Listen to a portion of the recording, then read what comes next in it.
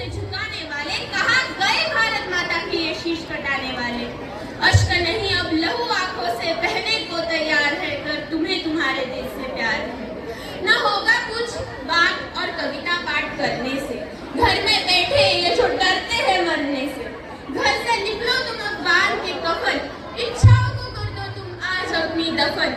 बस देश को सुधारना है इतना ठान लो, न करेंगे गलत न करने देंगे, बस इतनी जबान दो, फिर चारों ओर तुम्हारी ही जय जयकार है, अगर तुम्हें तुम्हारे देश से प्यार है।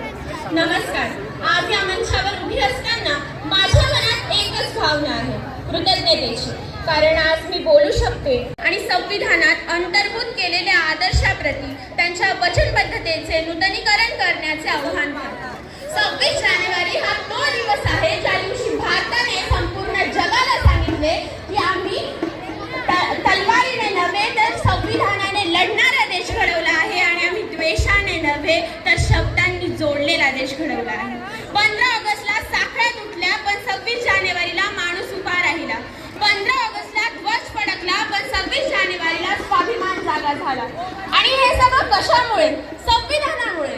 संविधान म्हणजे न्याय, समता आणि बंधुता या धाग्यांची सुरेख गुंफण आहे।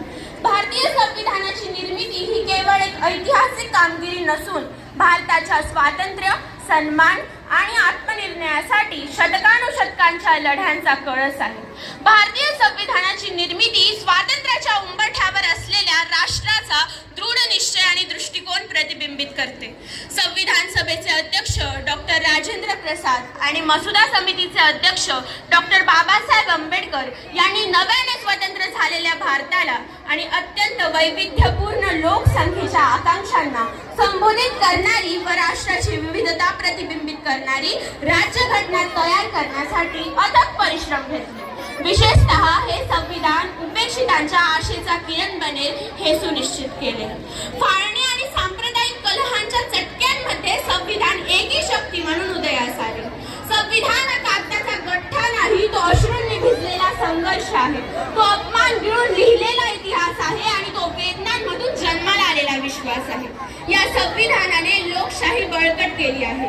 बरं मग आता प्रश्न उरतो तो हाच की शेजारील राष्ट्रांमध्ये जे घडले, जसे नेपाळमध्ये झालेला जनजीसचा उद्रेक, बांगलादेशची परिस्थिती तशीच काही। तिथले मंत्री संत्री पळून भारतात आले, त्यांना राजीनामा द्यावा लागला। असंच जर काही भारतात झालं तर या गोष्टीचा विचार संविधानाची निर्मिती करणाऱ्या समितीने तेव्हाच करून ठेवला होता।